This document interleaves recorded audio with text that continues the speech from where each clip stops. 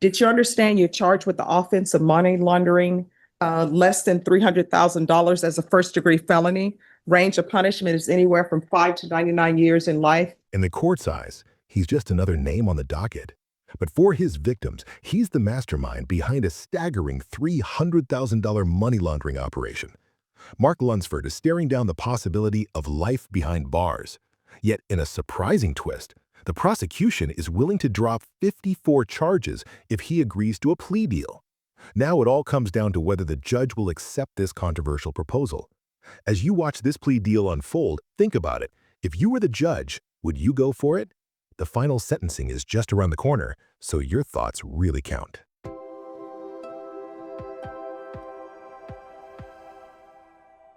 All right, court is going on the record. Court is calling 2025 CR 1023, State versus Mark Lunsford. Can I have parties announce? Austin Stout for the state. Dan Cogdill and Sam Log from the Schmucks. And are you Mr. Lunsford? Yes, Your Honor. Counsel, have you received all discovery and did you review it with your client? Court will find that the state is in compliance with discovery. Mr. Lunsford, did you review the application for deferred adjudication or community supervision with your attorneys? Yes, Your Honor. Did you understand it and sign it? Yes, Your Did you review the true bill of indictment with your attorney? Yes, Your Honor. Did you understand it? Yes, Counsels, do you waive the reading of the indictment? we do, Your Honor. State, are you proceeding on the indictment as presented? Yes, Your Honor, except the state does have a motion to waive counts 2 through 55 and proceed only on count 1. Any objections? No, ma'am. Just like that, 54 charges vanish. This is almost unheard of. Why would the state give up so much leverage? The answer is in the plea deal they've already struck, and the numbers are staggering.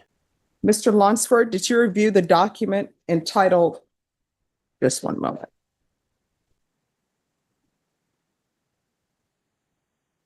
Did you review the document entitled Court Admonishments with your attorneys? Did you understand it and sign it in all the appropriate places? Yes, Your Honor. Did you understand you're charged with money laundering? Everyone, please whisper. Did you understand you're charged with the offense of money laundering less than $300,000 as a first-degree felony? Range of punishment is anywhere from 5 to 99 years in life and up to a $10,000 fine. If you have a plea with the state, the court does not have to follow your plea. If for any reason the court does not follow your plea and gives you more than you bargained for, the fact that you entered a plea will not be used against you and you will be allowed to withdraw your plea. Do you understand? Yes, Your Honor. You have a right to jury trial, a right for you or your attorney to cross-examine and confront any witnesses. The state would call in the right to remain silent. Did you understand by entering this plea you were giving up those rights? Yes, Your Honor. And did you intend to give up those rights and enter into a plea in this case? Did you understand if the court were to grant your application for deferred adjudication, if for any reason your deferred adjudication were revoked, the court could find you guilty and sentence you up to life in prison and up to a $10,000 fine? Yes, Your Honor. Counsel, has your client been able to provide you with any defenses? We discussed the defenses with it, Your Honor. All right. Do you believe he has a rational as well as a factual understanding of the charges against him? Aye.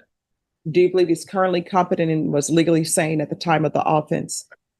Mr. Lunsford, has anyone threatened you, coerced you, or placed you in fear to get you to enter this plea? No. Anyone promised you anything other than the plea? No. Are you satisfied with the way you've been represented? Yes, Your Honor. Did you understand if you're not a United States citizen, by entering into this plea bargain agreement, you can be deported, not allowed naturalization or re-entry into the United States? Yes, Your Honor. Court will find that defendant has knowingly and voluntarily waived his right to jury trial. Did you review the plea bargain page with your attorneys? Did you understand it? Yes, Your Honor. According to the plea bargain agreement, the state is proceeding on count 1. They're asking that your punishment be assessed at 10 years in the prison. There's a $10,000 fine. State is opposed to your application for deferred adjudication. There's to be restitution in the amount of $297,276.34. And you will not accept or maintain employment in any position involving the handling of financial transactions. Paying back nearly $300,000 is a huge admission, even with a no contest plea. But the most restrictive part of this deal isn't the money. It's the one thing he's now banned from doing for the rest of his life. Counsel, could you all check the box here? An Yes, sir. initial. Did you understand that to be the plea? Sure. Defense, is that the plea? With the caveat that the state was going to recommend probation. Thank you. No, they recommend probation, but they're opposed to the deferred. Yeah, ma'am, you just. Sorry. You said they're opposed to defer. All right. So did you understand that to be the plea? Yes, sir. Do you understand that the state is opposed to your application for deferred, but they are recommending community supervision? Yes, sir. So do you understand if the court does not grant your application for deferred adjudication, but if the court were to grant your application for community supervision, then the court will have followed your plea bargain agreement? Do you understand? All right. Did you review the waiver of appeal paragraph with your attorney? Did you understand it and sign it in both places? Did you understand by signing that you're waiving your right to appeal? The only items that can be appealed are written pretrial motions that have been filed, heard, and ruled upon by the court. Did you understand? Yes. Counsel, are there any such motions? No. Outside the agreement, the state is recommending that your community supervision be for a term of 10 years. There be 200 hours of community service restitution, a cap of 60 days in the Bexar County Jail, no contact with the complainants listed, and felony anti-theft course and MRT. Did you understand those are recommendations from the state and the court does not have to follow those recommendations? Then to count one, how do you plead? Guilty, not guilty, or no contest? I'm sorry, No contest. state any evidence? The state is offering State's Exhibit 1 and all attachments. And Your Honor, I would just want to clarify for the record that count 1 is first degree felony, but it is for money laundering over $300,000, not less than. All right, thank you. The prosecutor just corrected the judge, making the crime sound even worse. This should give the state more power, not less. It makes the decision to drop those other 54 charges even more confusing. What is the state not telling us?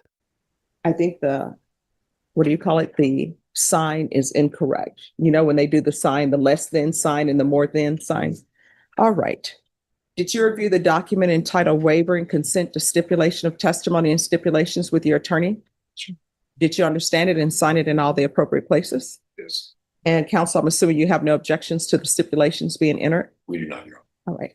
Again, did you understand you have a right to jury trial, a right for you or your attorney to cross-examine and confront any witnesses the state would call in the right to remain silent?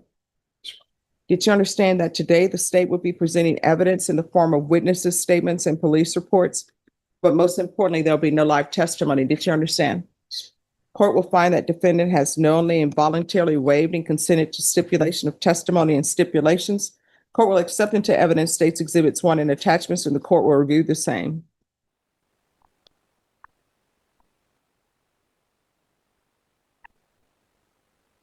All right, there's a stamp over the discovery.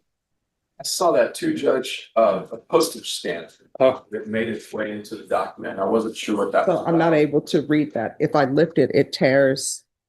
I can get another copy, Your Honor. It's going to take me a little while. All right, no problem. Okay. You can't make this stuff up. A simple sticky note has literally covered up a key piece of evidence. While they sort this out, it gives us a moment to consider. For a case this big, the proceedings feel strangely routine. Is this justice being streamlined? Or is this a deal that was made long before anyone stepped into the courtroom?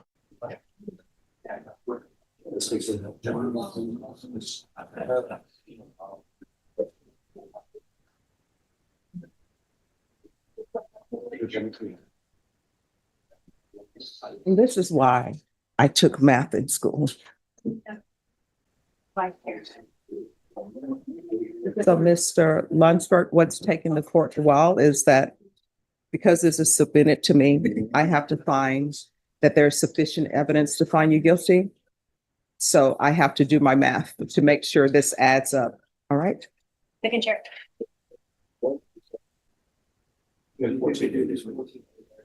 All right.